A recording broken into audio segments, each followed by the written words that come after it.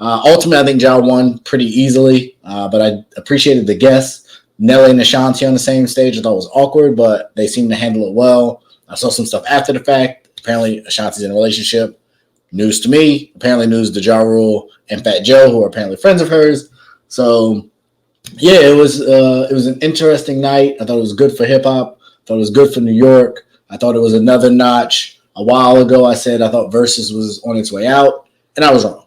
You were very wrong, actually. It's cool that you admit that because we had that whole conversation. And I was just like, no, like if they can continue to get quality people and they work it in such a way where they're not competing with outside and they're not competing with sports, which they've done a really good job of doing. They smartened up. Yeah. Like the viewership, I don't think has waned at all.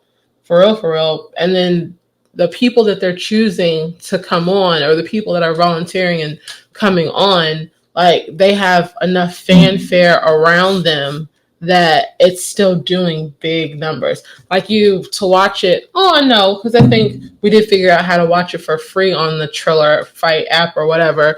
But even now, like they have a subscription option, and it's like, okay, everybody's trying to make money from this now. And I just found it really funny that FatJoe just kept saying, you're playing all these old songs and they don't bop like they used to or whatever. And Ja Rule was like, no, they're doing exactly what I want them to do. Like, these songs are classics. That's what you call a good song that is aged really well. You call it a classic. And that's exactly what they were.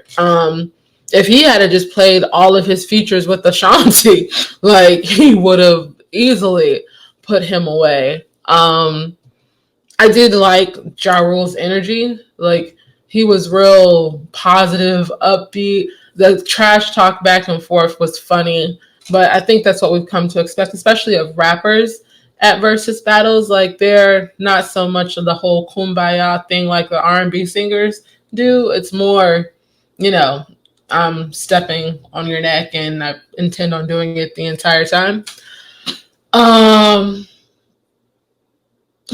Which was it? When the Birkin bag thing, that was kind of weird. It was like, hey, I've got gifts for you. And Remy Ma, Ashanti and Remy Ma, he gave them Birkin bags. And like for me, I was like, oh, well, that's pretty cool. But earlier in the show, he called Lil Mo and Vita like dusty whatever. And there was a lot of backlash for that because he's had to come back since and apologize for it. As he should have. Yeah.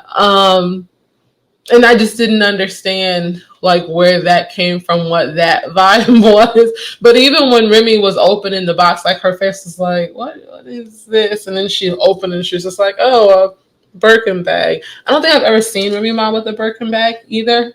So that might not necessarily be her thing. And I've seen Ashanti with one, so not surprising. It's not surprising. Ashanti looked good. She looked so good. And then yeah, she did. I don't think she's ever not looked good, to be honest. Like I don't think so either.